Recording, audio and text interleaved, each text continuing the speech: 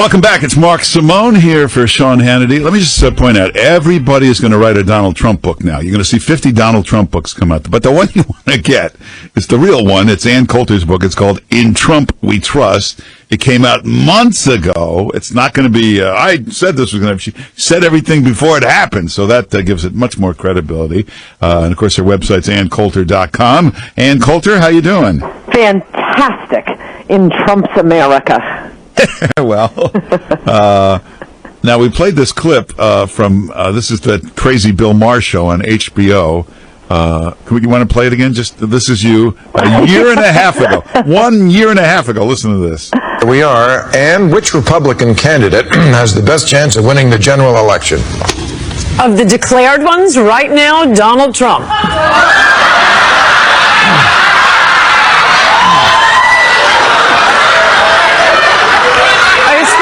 What about of all of them? Walker? You were declared absolutely, literally insane. If you watch the video, their mouths drop open. They can't believe anybody would say such a thing. What I really like about that is the fake laughter from the audience.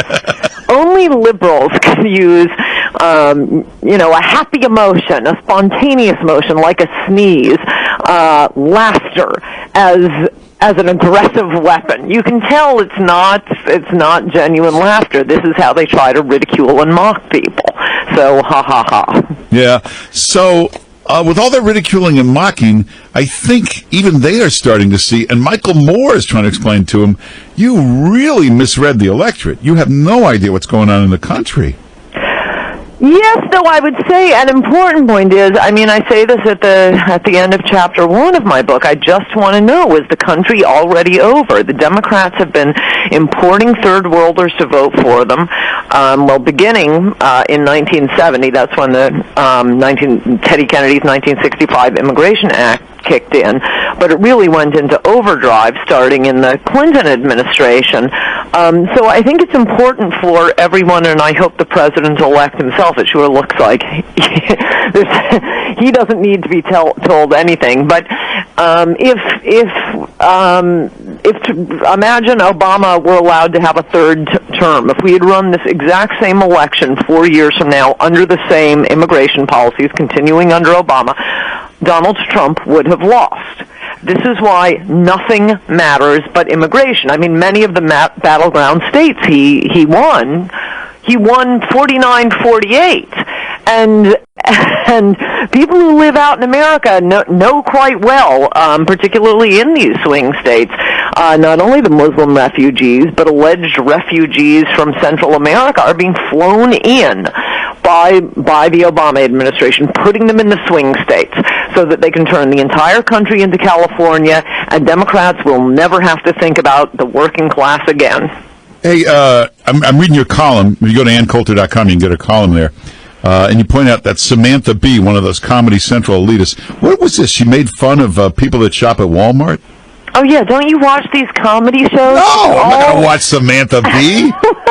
Well, you only need to watch one clip online. I don't watch them. Comedy is no longer essential to the late-night comedy shows. No, now the new idea of comedy is to talk fast and string together a whole series of epithets all at once. There's nothing humor. There's no surprise ending. There's nothing clever about it. That's a great thing about Bill Maher. I will say he is at least still telling jokes. He's liberal. We disagree, though he's going to be won over by Trump like a lot of people will be once they see him in action. It's going to be great. But he is at least telling what is recognizable as a joke, whether or not you like the point of it. But all of these, John Oliver, Larry Wilmore, Samantha Bee, it's just talk really fast and run through a string of epithets about Donald Trump. And that's why I also have in the column this modern method of developing political opinions, so that you don't have to know anything or read anything, is just to figure out what's trendy. So millennials, and actually all liberals, use celebrities and comedians as their personal shoppers for opinions. I don't have time to know stuff. Could you please find, could you do a little shopping for me? Tell me what my opinion should be. I vomited. Yes, that looks great on me. Thanks. That's what the fake laughter is about. When people would go to see Jon Stewart, it was all just status affirmation. I'm one of the cool people. These are the opinions. These are the people we make fun of. These are the people we like. It's a very strange thing. I don't remember comedy ever being merely status affirming as it is today. Yeah, but the problem is this is how these false narratives start. If you know Donald Trump, the one thing he does is he reads all day and night. It's like a joke. You walk into, you can see where he was sitting from all the books, papers, newspapers, and then it'll start with like some liar like David Brooks. The problem is he never reads. And then Jon Stewart says it, and then Colbert says it, and then it becomes a fact somehow. If he doesn't read, he's the most brilliant person who's ever lived. What was the other thing I was thinking of? Oh, I know, this story in the book by Megyn Kelly right now, apparently, about how Donald Trump tried to poison her on her way to the first debate. I was thinking, if that man is clever enough to have contact with the driver, getting one of the debate moderators to the debate, stop for coffee, poison her coffee, and anticipate, because he has some sort of wild prognosticating abilities, that she was going to ask a question that would be rude and vulgar toward him, poison her. I am so relieved we have this guy as our president. Yeah, well, and Megyn Kelly did go on Twitter later and confessed there was no truth to the poison story. First of all, if anybody tried to poison her, there'd be 5 million suspects the next day. Well, so once again, we have evidence that all of the celebrity books are not even read by them, much less written by them. When I wrote, I forget which one it was. I think it was my second massive New York Times bestseller, Slander. My editor called me up and said, "Congratulations, you're the only author on the bestsellers list who wrote her own book." Yeah. Now, Ann Coulter's latest book is In Trump We Trust. If you want a Donald Trump book, this is the book to read, In Trump We Trust. But when did you start writing this? Like a year ago. How could you, what if he had lost? Well, that would have been the end of the book tour, I guess. No, there are a lot of interesting and good points in it. The Miami Herald guy asked me that. He said, "So what, you have a 2-month book tour?" It was a little less than 2 months, I think. No, it was a 2-month book tour.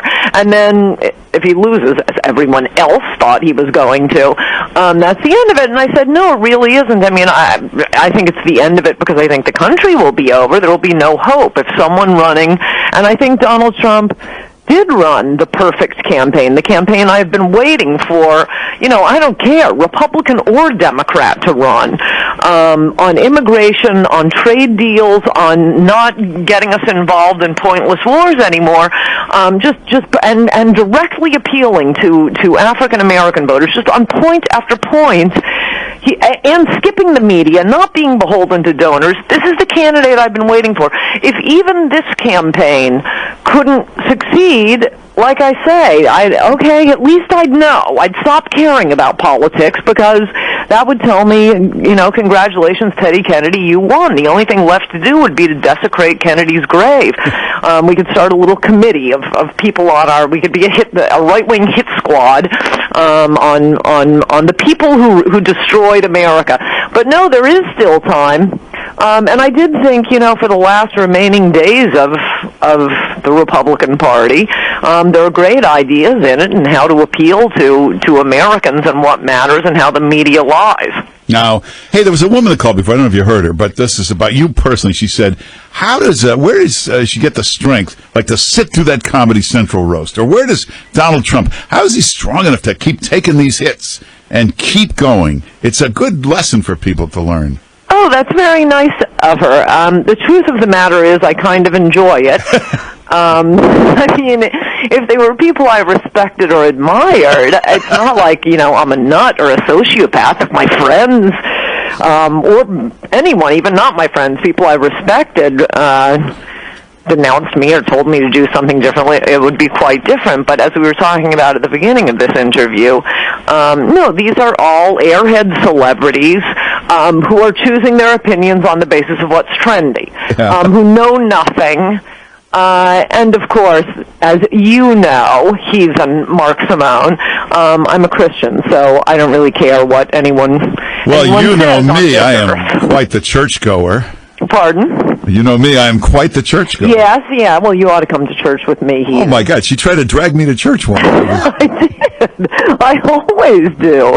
I can't. It's when Meet the Press is on. And You see, I was right about you from the beginning, Simone. You are one of these New York elitists. oh, you should see me at these parties. I was at one last night where they all said, "I've been crying every night." I said, I know. I just... You gotta take me to one of those. I need something more to laugh at. Oh, my God. Well, if I even say I know you, their mouth drop open. They went, oh. So I gather, speaking of, knowing nothing about anything, so they never listen to your radio show. They have no idea that you fill in for Sean Oh, Hannity. no, these are like New York Times. That's modern liberalism for you. It's all attitude. It's all about attitude. If you write for the New York Times or Vanity Fair, the only thing you listen to is NPR and you watch MSNBC. You are in the bubble, only the echo chamber. You don't know what goes on anywhere else. Did you see my Vanity Fair interview on Trump? Yes. That was a good one, because I kept making fun of Vanity Fair readers. Yeah, what was that all about? How did they, why were they doing that? I don't know, whenever they quote me accurately, you can tell it's really me. It's funny, but interviewers will try to nail me by making up quotes. At least this happened a lot more early in my career. And the problem is, no, it doesn't sound like me. I mean, don't worry. I'll give you plenty of material if you quote me accurately. But jumbling the quotes or trying to make me look stupid, people just read it and think, okay, well, we know how Howard Kearns would have put it. Yeah. Hey, before we're out of time, Mitt Romney is coming to meet with Trump tomorrow. What should he do? Give him a job? Well, as you know, soon after Trump announced, I was trying to achieve the Peace of Westphalia so that Romney would be, I said, endorse him early. Yeah. He's going to be the nominee. Be an early adopter. You can be the vice president. And then, Romney could have done all the boring stuff like the Fed and financial regulations, and Trump could do the fun stuff like building the wall. But no, Romney has to go out and really viciously attack Trump. I mean, there may be things he could do, and it does show us once again something the media will never ever give Donald Trump credit for.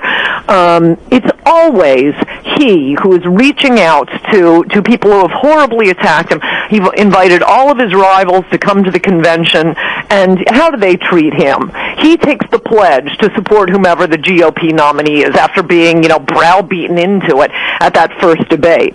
And they all took the pledge in front of 20 million people, but they betrayed the pledge they had taken, leaving the Republican Party, which is now the new Trumpian Republican Party.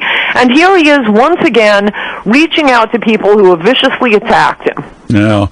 He's a smart guy, Romney, but I love that speech where he said, he's a charlatan and a con man. He made 20 times as much money as you have. That's a pretty good con man. I know what's disturbing to me about it was everything I liked about Romney was that's what he was attacking Trump for. Romney had the best position on immigration until the mighty Trump. Romney used to complain about China's currency manipulation and these bad trade deals. Romney was as close to a Trump as we had until we got the original, the platonic ideal in Donald J. Trump. So what, was he going to betray us? Did he believe any of that stuff? But yeah, I mean, I don't know. We'll see. All right. Well, the big always meeting. Trust Trump. In Trump we trust. Yeah. Now, if you want to, you should read this book. This is the book on Donald Trump. Everybody's going to start writing books. Forget that. Just get In Trump We Trust by Ann Coulter, and it was way ahead of its time. In Trump We Trust by Ann Coulter. You go to her website, AnnCoulter.com. You can get her column and everything there. And Ann Coulter, thanks for being with us. Good to talk to you, Mark Simone. Bye-bye. Right, take care. We'll take some calls in a minute. We'll have a couple minutes. 800-941-SEAN is the number. It's Mark Simone here for Sean Hannity.